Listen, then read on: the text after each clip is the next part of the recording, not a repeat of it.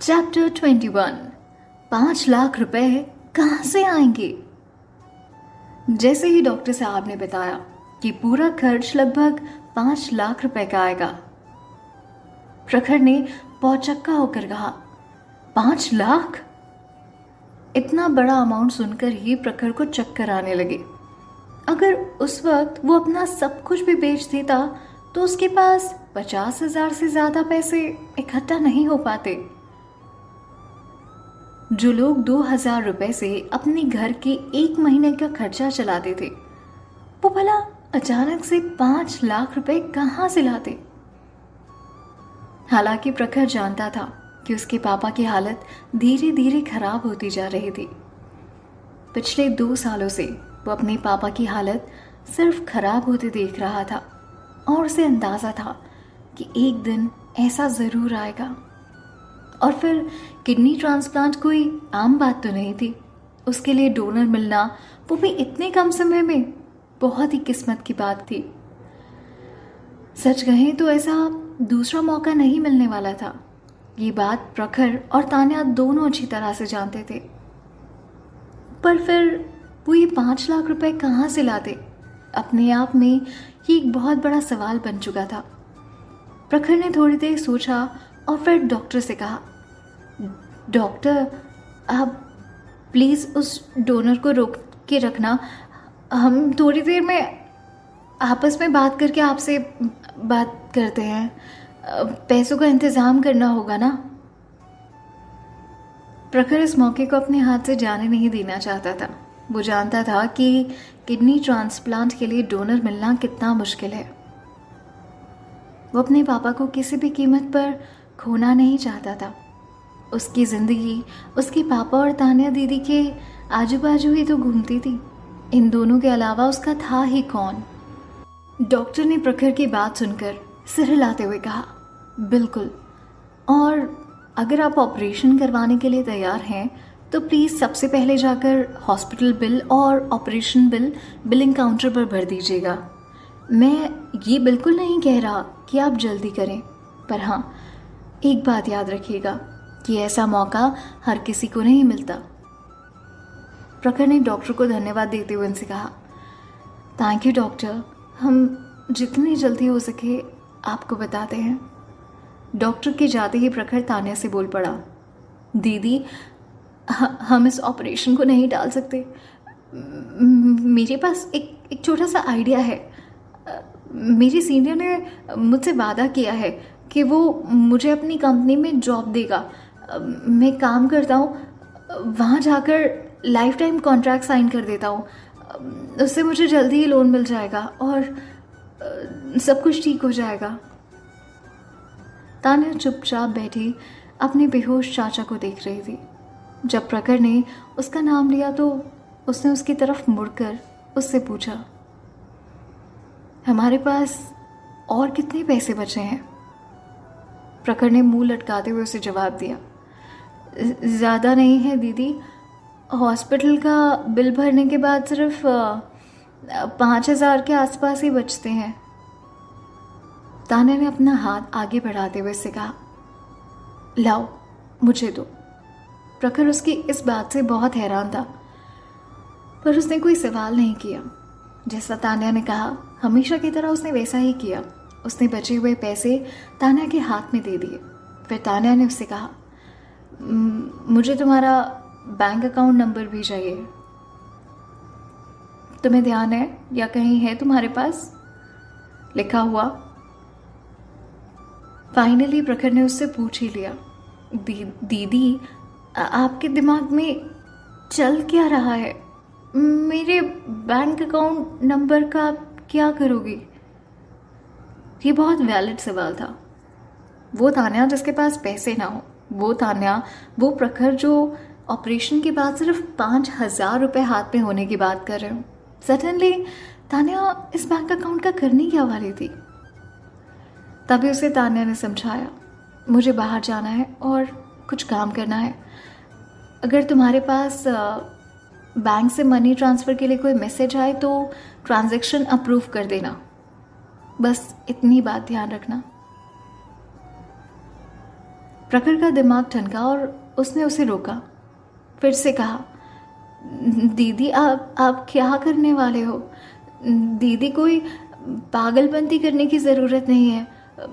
मैं प्रॉमिस करता हूँ दीदी, मैं पैसे का अरेंजमेंट कर लूँगा। मेरी सीनियर बहुत अमीर है और उसे मेरी ज़रूरत भी है। मुझे यकीन है कि वो मेरी रिक्वेस्ट मान लेगा। लोन मिल जाएगा दीदी, आप परेशान मत हो। प्रखर घबराया हुआ था। एक तो उसके पापा इस कंडीशन में थे और दूसरा तान्या न जाने किसी बेतुकी सी बातें कर रही थी। प्रखर को डर था कि कहीं इस टेंशन में आकर तान्या कोई गलत कदम ना उठा ले। तान्या ने उससे फिर से कहा, तुम सच में बहुत टेंशन लेते हो। मैं कोई गलत काम नहीं करूँगी बेटा। मुझे जल्दी से अपना अकाउंट नंबर दो, हमारे पास ज़्यादा वक्त नहीं है। प्रखर को शक तो था, पर उसने अपनी बहन पर भरोसा भी था कि वो ऐसा कुछ नहीं करेगी जिससे बाद में उसे पछताना पड़े। इसलिए उसने चुपचाप उसे अपना अकाउंट नंबर दे दिया। तान्या के जाने से पहले प्रखर ने उसे फिर से टोका, दीदी आप बताओ तो सही, क्या करने वाले हो? आपको पता है ना, साइबर क्राइम एक बहुत बड़ा जुर्म है। तान्या उसे मुस्कुराते हुए कहती है, मैं हूं ना। और बस ये कहकर वो वहां से चले गए। प्रखर, मैं अभी तुम्हें सिर्फ इतना बता सकती हूँ कि तुम फालतू की टेंशन ले रहे हो। और हाँ, ट्रांजैक्शन अप्रूव करना बिल्कुल मत भूलना। जाते जाते तान्या ने सिर्फ इतना ही कहा। प्रखर को समझ नहीं आ रहा था कि वो इतने कम समय में 5 लाख रुपए कैसे कमाएगी। माना कि उसकी प्रोग्रामिंग स्किल्स बहुत अच्छी हैं, पर उससे भी तो इतने कम समय में इतने सारे पैसे नहीं कमाए जा सकते ना। और आखिर अगर प्रोग्रामिंग से ऐसा हो भी सकता तो आज हर इंसान कहीं ना कहीं प्रोग्रामर होता। बाकी सभी दूसरे कामों की तरह इसमें भी धीरे धीरे ही पैसे कमाए जा सकते थे। हालांकि अपनी बहन पर भरोसा करने के अलावा प्रखर के पास कोई और ऑप्शन भी तो नहीं था। तान्या के बारे में सोच सोच कर प्रखर को बहुत टेंशन हो रही थी। वो हॉस्पिटल में बैठा टेंशन के मारे अपना फोन उछाल रहा था। इसके अलावा वो कर भी क्या सकता था?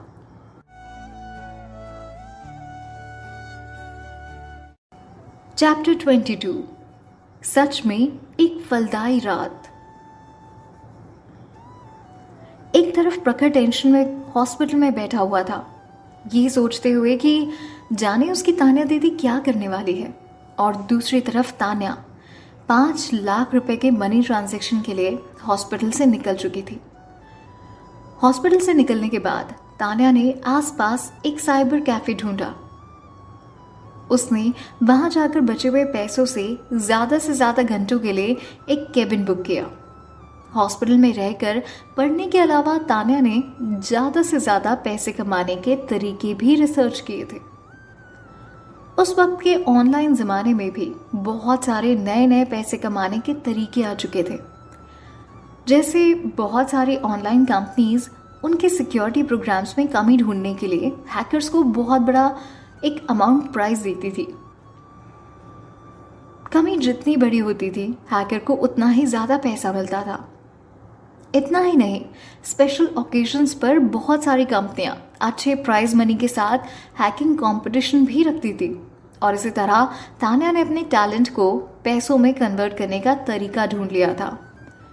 पहले उसने सोचा था कि वो ये सब धीरे धीरे करेगी, पर हालात इतने खराब होने की वजह से अब उसके पास टाइम नहीं था। उसे अभी ये सब कुछ करना पड़ रहा था। इससे उसके दिमाग पर प्रेशर पड़ सकता था, पर उसके पास इन सब बातों के बारे में सोचने के लिए बिल्कुल भी टाइम नहीं था। उसे फिक्र थी अपनी चाचा की, और वो जानती थी इस मौके की नज़ाकत को कि ऐसा किडनी डोनर दोबारा नहीं मिलेगा। उसे एक रात में 5 लाख रुपए जो कमाने थे, उसे पूरा यकीन था कि वो पैसे कमा लेगी, पर इससे मानसिक हालत पर बहुत ज़्यादा असर पड़ेगा। वो नहीं चाहती थी कि उसकी अभी अभी ठीक हुई हालत और याददाश्त पर इसका असर हो। लेकिन हमेशा की तरह उसके पास दूसरा कोई ऑप्शन नहीं था। जो साइबर कैफ़े तान्या ने चुना था वो काफ़ी महंगा था, पर उसकी अच्छी फैसिलिटीज़ के कारण तान्या को लगा कि वहाँ रात भर उसे कोई परेशानी नहीं होगी और वो अपना हैकिंग का काम आराम से कर सकेगी। और उसमें कंप्यूटर यूज़ करने के लिए अलग अलग अच्छे रूम्स जैसे केबिन बने हुए थे, जिससे उसे कोई डिस्टर्बेंस नहीं होता। तान्या ने कंप्यूटर स्टार्ट किया, वहाँ रखी बोतल से थोड़ा सा पानी पिया। जिस आईटी की दुनिया में वो पहले काम किया करती थी उसमें खुद को पूरी तरह घुसा लिया। डिंग, एक आवाज़ आई। हाँ बिल्कुल, कंप्यूटर में जैसी आती है वैसी, जिससे प्रखर को पता चला कि उसके फ़ोन में कोई मैसेज आया है। प्रखर ने जल्दी से फ़ोन उठाया और देखा तो पता चला कि वो मैसेज उसके बैंक से था। उसके अकाउंट में 50,000 रुपये ट्रांसफ़र करने की एक रिक्वेस्ट आई थी, जिसे उसे अप्रूव करना था। उसने मैसेज ओपन किया और देखते ही अप्रूव कर दिया, बिल्कुल जैसा उसकी तान्या दीदी ने कहा था।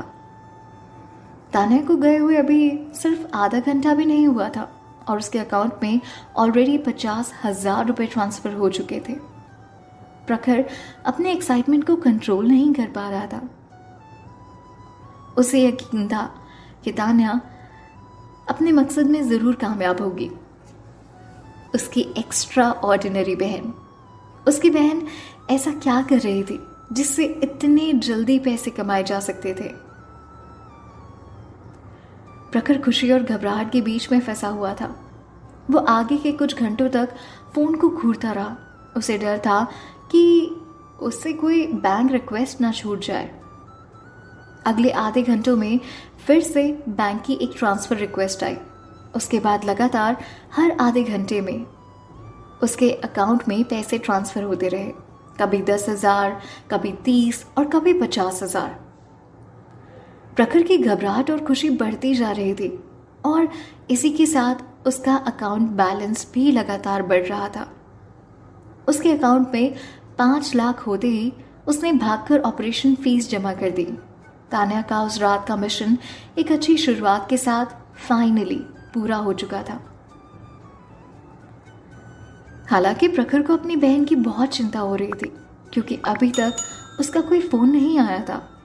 उसकी टेंशन इसलिए ज़्यादा बढ़ रही थी क्योंकि उसे कोई आइडिया नहीं था कि उसकी बहन कहाँ थी और क्या कर रही थी। उसे इस बात का भी डर था कि कहीं उसकी बहन कुछ गैर कानूनी तो नहीं कर रही।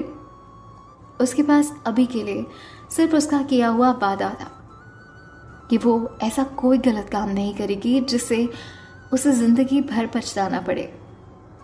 वो उसके लिए प्रार्थना कर रहा था और उसके लौटने का इंतज़ार भी। अभी वो सिर्फ इतना ही कर सकता था और तान्या ने भी उसे इतना ही करने के लिए कहा था। जब तान्या बाहर पैसे कमा रही थी तब प्रखर को भी चैन नहीं था। वो भी अपनी ही लड़ाई लड़ रहा था। एक दूसरे से इतने दूर होते हुए भी वो तान्या की हिम्मत बढ़ा रहा था। थोड़ी देर में उसने अपना फ़ोन साइलेंट पर किया, क्योंकि उसे यकीन था कि उसकी बहन वो करके ही रहेगी जो वो बोल कर गई थी। उसकी घबराहट अब यकीन में बदल चुकी थी। चैप्टर 23, एक काला घोड़ा। उस एक रात में प्रखर बहुत बड़ा हो गया था। वो और भी ज़्यादा समझदार हो चुका था। उसे और भी ज़्यादा स्ट्रॉन्ग और समझदार बनाने में तान्या का सबसे बड़ा हाथ था। कुछ सालों बाद जब वो बूढ़ा हो जाएगा तब भी वो इस रात के लिए हमेशा सबसे यादगार रहेगा। उसकी बहन का वो कमज़ोर शरीर जब वो हॉस्पिटल से निकली थी, वो चमत्कार करने के लिए जो उसने खुद अकेले किया और जिससे उन लोगों की जिंदगी बदल गई। हमेशा के लिए उसके दिमाग में ये रात छप सी गई है। उसे अपनी जिंदगी का असल हीरो मिल चुका था और ये हीरो थी तान्या आहूजा।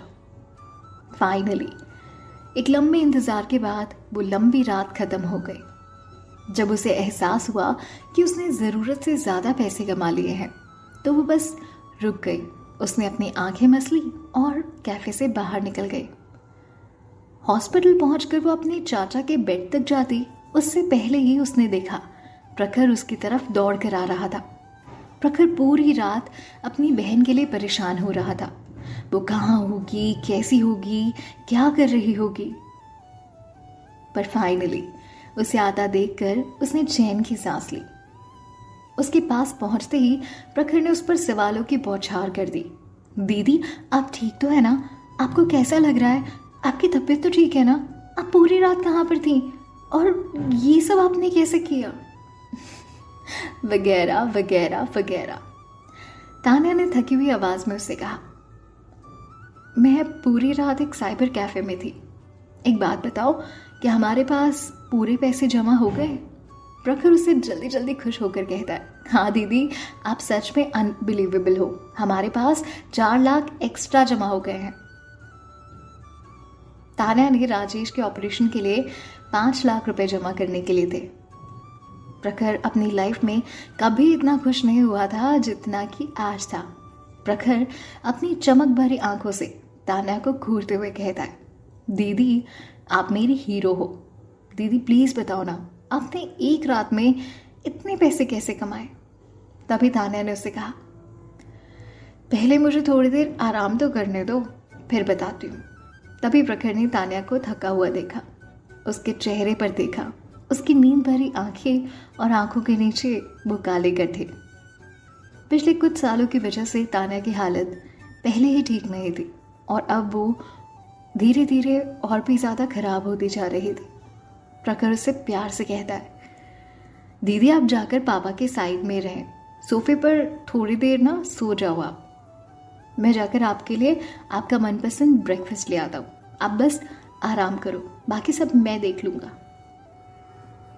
इतना कहते ही तान्या उससे कहती है, ठीक है, और इतना बोलकर वो राजेश के रूम में चली जाती है। राजेश के कमरे में पेशेंट्स की फैमिली के लिए साइड में एक छोटा सा सोफा रखा था। तान्या उस पर लेटी और वहीं रखा एक कंबल ओढ़कर थोड़ी देर में सो गई। तान्या जब सो रही थी तब प्रखर खुशी से नाचता हुआ उसके लिए ब्रेकफास्ट खरीद रहा था। वो दोनों ही इस बात से अनजान थे कि तान्या ने जो भी कल रात किया उसने ऑनलाइन हैकिंग दुनिया को बुरी तरह से हिलाकर रख दिया था। एक ही रात में 002 नाम का एक हैकर आईटी इंडस्ट्री का सबसे पॉपुलर हैकर बन चुका था। इस 002 नाम के हैकर ने एक ही रात में दुनिया के टॉप 20 हैकर्स को चैलेंज किया था, जिसमें वो सारे हार चुके थे और जीत हो चुकी थी 002 की। उसने ओबरॉय कंपनी का सिक्योरिटी सिस्टम भी हैक कर लिया था, जो कि पिछले साल की लेटेस्ट अपडेट्स में था और पिछले साल ही रिलीज हुआ था। ऐसा कहना गलत नहीं होगा कि उसने बाकी की बहुत सारी कंपनीज के सिक्योरिटी सॉफ्टवेयर भी हैक किए थे। ये सारे सॉफ्टवेयर बेस्ट सिक्योरिटी टीम्स में बनाए गए थे, पर अब किसी काम के नहीं थे। ये ऐसे सॉफ्टवेयर थे जो बड़े बड़े हैकर्स भी हैक नहीं कर पा रहे थे, पर 002 ने एक ही रात में सारे हैक कर लिए थे। एक काले घोड़े की तरह 002 ने हैकर्स की दुनिया में तहलका मचा दिया था। जिस घोड़े का कोई अता पता नहीं था तो बस एक ही नाम, 002। 002 ने ऐसा कोई सबूत नहीं छोड़ा था जिससे उसकी असलियत पता चली जा सके। आफ्टर ऑल ये हैकर था तो बड़ा चालाक। पिछली रात से सिर्फ तान्या की वजह से पिछले कुछ सालों में इंडिया का ऑनलाइन वर्ल्ड सबसे ज्यादा बिजी हो चुका था।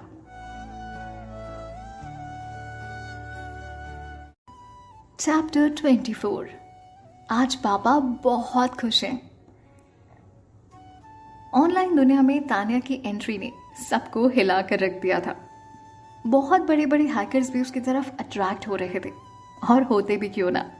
002 ने काम ही कुछ ऐसा किया था। हालांकि पूरी रात की कोशिश के बाद भी किसी को उसके रियल आइडेंटिटी का पता नहीं चल पाया। कुछ हैकर्स को तो ऐसा भी लग रहा था कि इस नए हैकर के आ जाने की वजह से ऑनलाइन दुनिया में कुछ चेंजेस तो जरूर आएंगे। अब आएंगे या नहीं आएंगे, इसके बारे में अभी से प्रिडिक्ट कर पाना थोड़ी जल्दबाजी होगी। ऑनलाइन दुनिया में जब ये सब कुछ चल ही रहा था, उतने में सडनली आदित्य के पास सुबह सुबह एक फोन आया। उस फोन कॉल से वो उठा। वो कॉल उसे उस रात की हैकिंग हलचल के बारे में बताने के लिए किया गया था। ये फोन उसे राजीव ने किया और फोन पर यह खबर देते हुए उसने कहा, यह बहुत अनबिलीवेबल था। बिना किसी वार्निंग के 002 ने हमारे नए सिक्योरिटी सिस्टम को हैक कर दिया। उसने बाकी कई सारे कंपनीज के सॉफ्टवेयर को भी हैक कर लिया। तुम्हें पता है, उसने टॉप 50 हैकर्स को चैलेंज भी किया था और उसने उन सबको हरा दिया। मुझे ये सारी बात ग्रेपवाइन के थ्रू पता चली, तो मैंने सोचा तुम्हें भी बता दूं। मैंने उन्हें उसे चैलेंज देने के लिए भी कहा, बट इमेजिन क्या हुआ होगा उसके बाद। आदित्य ने अपनी शर्ट पहनते हुए अपनी ब्लूटूथ ईयरफोन में कहा, डोंट टेल मी, उसने पूरी तरह से हरा दिया। उसकी आवाज में उसका हाई एक्साइटमेंट और इंटरेस्ट साफ सुनाई दे रहा था। तभी राजीव ने शर्म और आवाज में हैरानी लिए कहा, बिल्कुल करेक्ट, उसने ऐसा ही किया। पर यार हैरानी की बात ये थी कि उसने मेरा चैलेंज सिर्फ आधे घंटे में पूरा कर लिया। I mean it was actually a tough task. पता नहीं कैसे कर लिया उसने। उसे प्रोग्रामिंग एक्सपर्ट माना जा रहा था। उसका आधे घंटे में चैलेंज हारना और हराना ये साबित कर रहा था कि उस हैकर में ज़रूर कोई बड़ी बात है, क्योंकि राजीव ने एक्चुअली उसे एक टफ चैलेंज दिया था और इसे ब्रेक कोड कर पाना बहुत डिफिकल्ट था। कोई प्रोग्रामिंग एक्सपर्ट ही ऐसा कर सकता था, जैसा कि 002 ने किया। एक बात तो पक्की थी कि राजीव का सामना आज तक जितने भी हैकर से हुआ था उसमें ये सबसे बेस्ट था, जिसने आधे घंटे में ही उसका चैलेंज एक्सेप्ट करके उसे हरा भी दिया। एक्चुअली ये शायद सच नहीं था, क्योंकि वो पहले भी एक पागल हैकर से मिल चुका था, जो कि आदित्य था। आदित्य ने उसका मजाक उड़ाते हुए कहा, तुम्हें पक्का यकीन है कि तुम मुझसे झूठ नहीं बोल रहे हो, क्योंकि तुम मुझे आधे घंटे से बोल रहे हो, जबकि उसे 10 मिनट में तुम्हारा चैलेंज पूरा कर लिया था। राजीव चिढ़ते हुए कहता है, मिस्टर आदित्य ओबरॉय, क्या तुम इस तरह अपने दोस्त से बात करते हो? ऐसे? हाँ। आदित्य को लगा कि कॉल काटना ही सही होगा। तभी अचानक राजीव हंस पड़ा और उसने कहा, वेल, ऐसा नहीं बोल सकते कि मुझे उससे हार कर बुरा लग रहा है। वो तो एक पागल जीनियस था।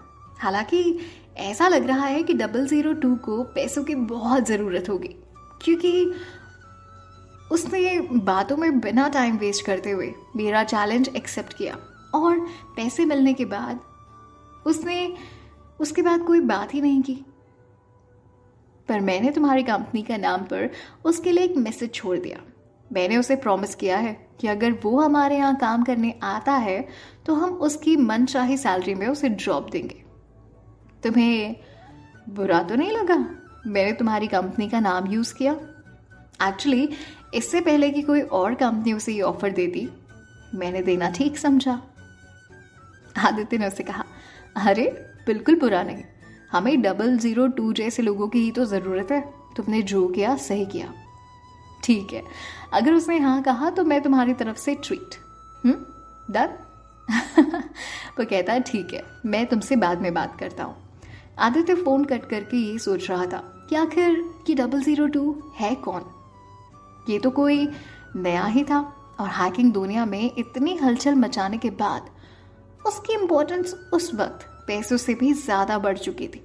अब चाहे कुछ भी हो, आदित्य उस 002 को अपनी कंपनी में लाने के लिए पूरी कोशिश करने वाला था।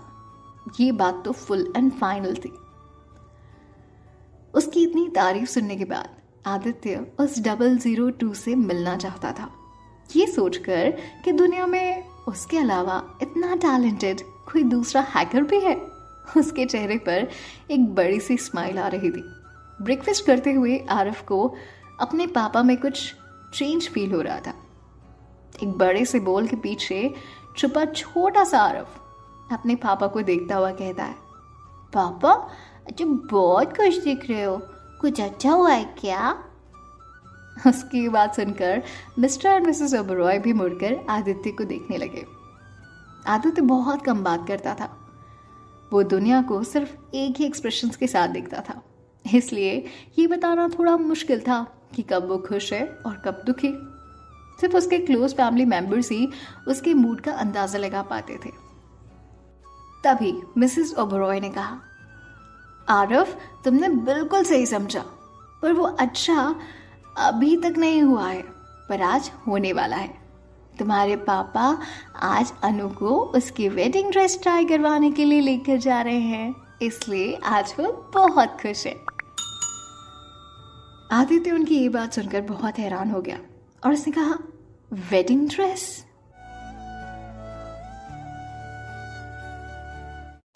चैप्टर 25, तान्या से मिलना। ये बात तो साफ हो चुकी थी कि आदित्य की खुशी का कारण ये तो बिल्कुल भी नहीं था।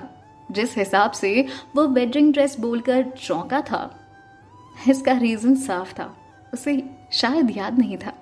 तभी मिसेस ओबरॉय गुस्सा होते हुए कहती हैं, आदित्य, अब ये मत बोलना कि तुम्हें इस बारे में बिल्कुल याद नहीं था और तुम भूल गए थे। एक्चुअली आदित्य हमेशा ही ऐसी बातें भूल जाता था। आदित्य कहता है, ठीक है मॉम, पर ये करना कब है? जाना कब है? उसकी माँ मुस्कुराते हुए कहती है, अपना ब्रेकफास्ट खत्म कर लो, उसके बाद अनु को ब्राइडल शोरूम ले जाना, और हाँ, वेडिंग ड्रेस सेलेक्ट करने के बाद तुम दोनों अच्छी सी जगह जाकर लंच कर लेना। वो उन दोनों को एक साथ अच्छा टाइम बिताने के लिए हमेशा कहा करती थी, और अगर कोई मान जाए तो वो बहुत खुश हो जाया करती थी। आदित्य सिर हिलाते हुए कहता है, ठीक है। आदित्य रिश्तों के बारे में अपनी कोई बात रखना चाहता था, पर उसने सब कुछ अपने पेरेंट्स पर छोड़ रखा था। जिस तरह उसने अपने पापा की बात सुनकर तान्या आहूजा से शादी की थी, ठीक उसी तरह इस बार वो अपनी माँ की इच्छा के लिए अनु अरोड़ा से शादी करने वाला था। उसके पेरेंट्स को बिल्कुल आइडिया नहीं था कि आदित्य इस शादी को एक काम की तरह ट्रीट कर रहा था, जिसमें वो तब तक सब कुछ करेगा जब तक ये काम खत्म नहीं हो जाता।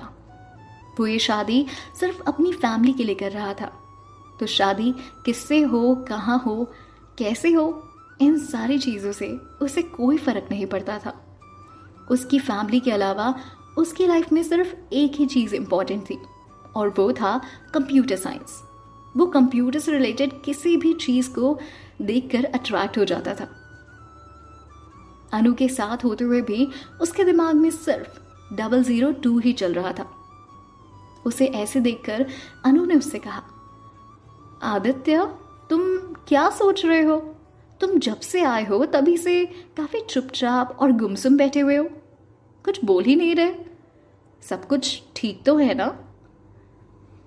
आदित्य अपने ख्यालों में खोया हुआ था। जब अनु ने उसे इस बात का याद दिलाया कि वो कहीं गुमसुम सा है, तो आदित्य अपने ख्यालों से खुद को बाहर निकालते हुए कहता है, अरे कुछ नहीं, बस ऐसे ही। तभी अनु उसकी बात सुनकर कहती है, बताओ ना, अगर मैं तुम्हारी कुछ मदद कर सकूं तो मुझे खुशी होगी, प्लीज बताओ क्या बात है। आदित्य ने उसे बात घुमाते हुए उससे कहा, बस यार, आरव के बारे में ही सोच रहा था। आज सुबह वो बोल रहा था कि उसे ठीक नहीं लग रहा, बस इसीलिए थोड़ी सी उसकी चिंता हो रही है। हालांकि आदित्य पूरी तरह से झूठ नहीं बोल रहा था, क्योंकि आरव ने उसे बताया था कि उसकी तबीयत थोड़ी ठीक नहीं है। हालांकि ये बात सुनकर आदित्य को पता चल गया था कि उसका बेटा नाटक कर रहा है, क्योंकि वो नहीं चाहता कि वो अनु के साथ वेडिंग ड्रेस खरीदने जाए, और अपने पापा को रोकने का आरव ने बहाना ढूंढा था। अनु को ये बात सोचकर बहुत गुस्सा आ जाता है कि आदित्य उसे अपनी पहली बीवी के बेटे से बहुत कम इंपॉर्टेंस देता था।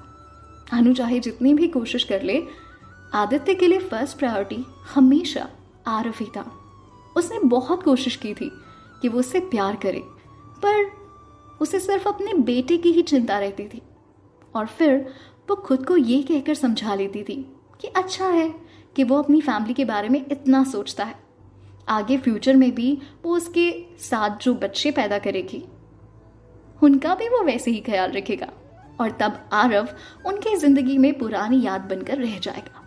तब आदित्य अपने खुद के बच्चों में बिजी हो जाएगा। मानना पड़ेगा, अनु की काफी लंबी चौड़ी प्लानिंग थी।